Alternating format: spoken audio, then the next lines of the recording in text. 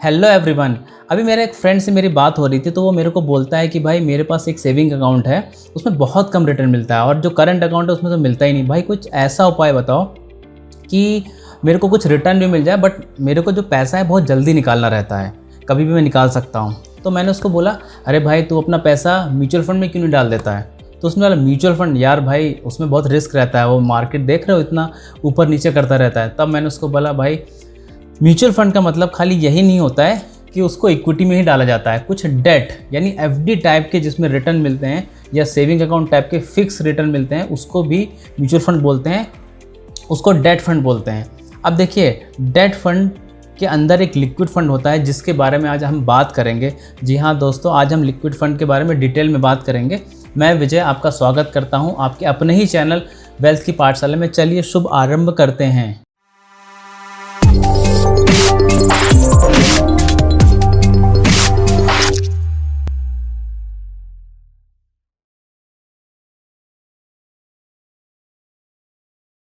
देखिए, mutual fund के अंदर इक्विटी म्यूचुअल फंड भी हो सकते हैं जिसमें हम लोग स्टॉक्स या शेयर्स वगैरह में फंड मैनेजर पैसा डालता है, या डेट फंड भी हो सकते हैं, या डेट और इक्विटी का मिक्सचर भी हो सकता है। अब म्यूचुअल फंड के बारे में अगर आपको बहुत डिटेल में जानना है तो मैंने एक वीडियो म्यूचुअल फंड पे बनाया हुआ है, उसका लिंक मैं डिस्क्रिप्शन में डाल दे रहा हूँ, तो आप वहाँ पर जाके देख सकते हैं। तो लिक्विड फंड जो होता है वो डेट फंड के अंदर एक पार्ट होता है। अब मैं आपको लिक्विड फंड को बहुत ही सरल भाषा में बताऊँगा। देखिए, जैसे अभी बैंक में आप एक अकाउंट खोलते हैं तो वहाँ आप कुछ पैसा जमा करते हैं और उस पैसे का जो बैंक होता है उसको वो आगे लोन देता है, आपको वो फिक्स रिटर्न देगा। और लोन हो सकता है, अगर आपको 3% रिटर्न दे रहा है तो हो सकता है लोन वो 9%, 10% या 11% पे देगा। बीच का जो भी प्रॉफिट होगा वो बैंक का रहता है। सिमिलरली लिक्विड फंड में आप एक फंड मैनेजर की स्कीम को पैसा देंगे, वो आपके बिहाफ पे डिफरेंट कंपनीज या गवर्नमेंट को लोन देगा और जितना भी रिटर्न होगा वो आपको मिलेगा। तो बैंक के केस में क्या होता है, जितना भी प्रॉफिट होता है वो बैंक के पास चला जाता है, बिकॉज आप वहाँ पे कस्टमर हैं। लेकिन लिक्विड फंड के केस में या म्यूचुअल फंड के केस में क्या होता है, आप एक इन्वेस्टर होते हैं, तो जो भी प्रॉफिट म्यूचुअल फंड मैनेजर कमा के देता है वो आपका हो जाता है। अब मैं लिक्विड फंड को फिर से सरल भाषा में बोलता हूँ। जो पैसा हम फंड मैनेजर को देते हैं वही पैसा फंड मैनेजर लोन दे देता है या एफडी बना लेता है। कहाँ पे वो एफडी बनाता है? आरबीआई के पास, या वो एफडी बनाता है किसी कंपनी के पास। अब देखिए, अगर वो एफडी बना रहा है या लोन दे रहा है आरबीआई को तो उसको ट्रेजरी बिल बोलते हैं। सिमिलरली अगर वो कंपनी को लोन दे रहा है या कंपनी के पास हम बोल सकते हैं एफडी बना रहा है तो उसको कमर्शियल पेपर कहते हैं। अब जो ये लोन दिया जाता है, चाहे वो आरबीआई को दे, चाहे वो गवर्नमेंट को दे, चाहे वो कंपनी को दे, वो लोन जो है 91 डेज से ऊपर नहीं होता है। अब भाई आता है कि लिक्विड फंड को लिक्विड क्यों कहा जाता है। मैं लिक्विड के बारे में बोलना चाहूँगा कि जो भी चीज़ हमारे पास होती है, अगर उसको हम ईजिली बेचकर पैसा हमको मिल जाता है तो उसको लिक्विड बोलते हैं। जैसे अगर आपके पास एक लैंड है या घर है, आप उसको बेचकर तुरंत पैसा लेना चाहें तो थोड़ा सा प्रॉब्लम आ जाता है, तो ये इतने लिक्विड नहीं होते। वहीं पे अगर आप गोल्ड है तो आप किसी भी शॉप पे जाके गोल्ड को बेच सकते हैं, तो वो लिक्विड माने जाते हैं। इसी तरह से लिक्विड म्यूचुअल फंड भी क्या होता है, अगर आपने ख़रीदा है 2 दिन या 3 दिन बाद अगर आपको सेल करना तो आप इमीडिएटली सेल करके आपका पैसा निकाल सकते हैं। अब लिक्विड फंड के बेनिफिट्स क्या हैं, आखिर हमें उसमें इन्वेस्ट क्यों करना चाहिए? देखिए, पहला पॉइंट कि सेविंग अकाउंट से आपको 0.51 या 2% के रिटर्न ज़्यादा मिल सकते हैं आपको लिक्विड फंड में। दूसरा, करंट अकाउंट में तो आपको कुछ मिलता ही नहीं, यानी कि ये उन लोगों के लिए बहुत बेनिफिशियल है जो प्रोफेशनल्स हैं या जिनका करंट अकाउंट है, जहां आपको कुछ भी रिटर्न नहीं मिल रहा है, तो आपको लिक्विड फंड में 3, 4, 5% या कुछ भी रिटर्न मिल सकता है आपको। अब बात आती है टैक्स बेनिफिट की।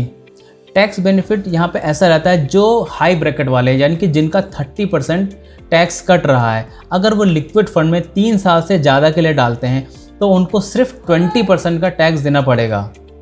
और एक और इसमें बेनिफिट और होता है कि भाई इसमें इंडेक्सेशन भी लिया जाता है। अब इंडेक्सेशन को हम थोड़ा सा समझ लेते हैं सरल भाषा में। अगर आपने लिक्विड फंड में इन्वेस्ट किया है 3 ईयर्स के लिए और आपको कुछ प्रॉफिट होता है, तो जैसे मैंने बताया इससे पहले वाले पॉइंट में कि आपको 20% का टैक्स देना पड़ेगा।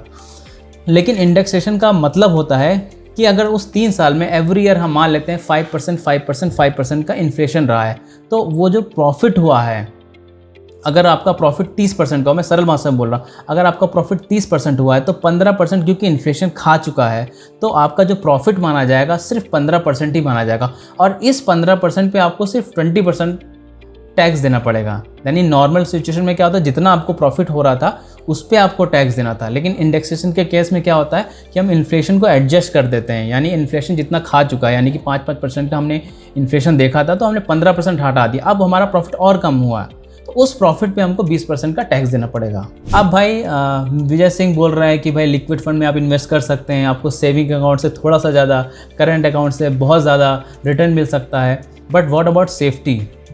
देखिए अब मैं यहाँ पे आपको 3 पॉइंट बताऊँगा।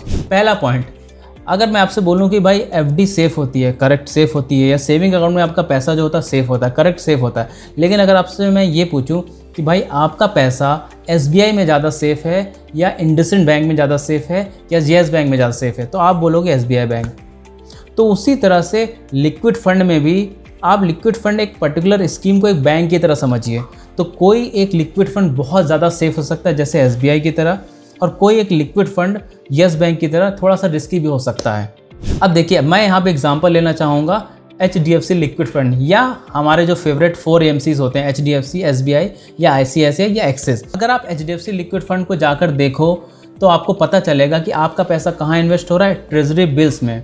ट्रेजरी बिल्स मतलब RBI को आपके फंड मैनेजर ने लोन दिया है, तो यहाँ RBI को लोन दिया गया है, NTPC हो गया या BPCL हो गया, रिलायंस इंडस्ट्री हो गया, तो इतनी बड़ी बड़ी कंपनियों और RBI या गवर्नमेंट को लोन दिया गया है। तो मैं ये समझता हूँ कि अगर रिलायंस इंडस्ट्री की बात करें या येस बैंक या इंडसइंड बैंक की बात करें तो कौन ज़्यादा बड़ा कंपनी है, किस पे आपको ज़्यादा ट्रस्ट है, तो मुझे लगता है रिलायंस इंडस्ट्री पे आपको ज़्यादा रहेगा, बिकॉज वो नंबर 1 कंपनी है इंडिया की।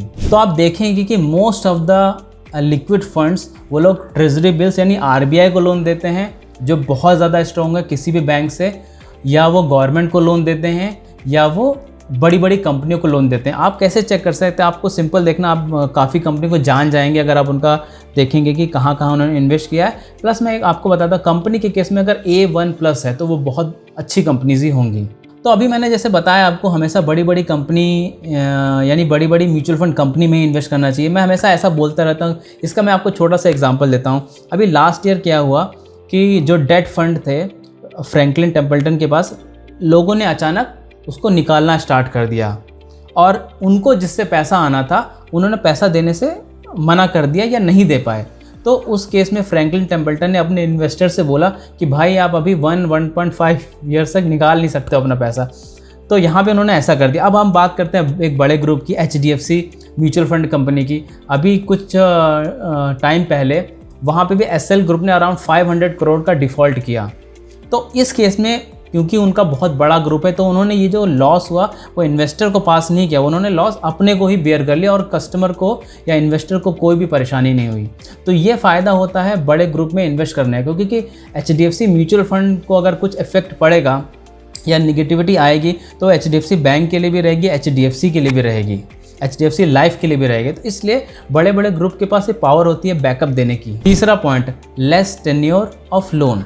अगर मैं आपसे बोलूं कि आप अगर किसी फ्रेंड को पैसा देते हैं 1 हफ़्ता के लिए तो आप सोच सकते हैं भाई 1 हफ़्ता में वो नहीं भागेगा और मुझे पैसा दे देगा। अगर कोई फ्रेंड आपको बोलता है कि भाई मुझे 10 साल के लिए लोन दे दो, मैं ये जो पैसा आज ले रहा हूँ मैं 10 साल बाद दूंगा, तो क्या आप उसको देना चाहेंगे?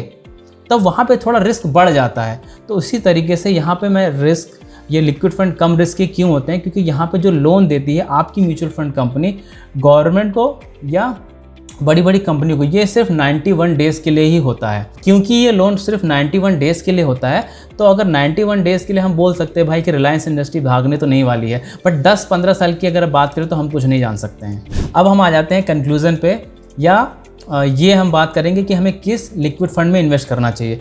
देखिए अगर आपके पास कुछ पैसा पड़ा हुआ है जो आपको 15 दिन बाद या 30 दिन बाद या 1.5 महीने बाद आपको ज़रूरत लग सकता है तो आप उसको लिक्विड फंड में डाल सकते हैं, ठीक है।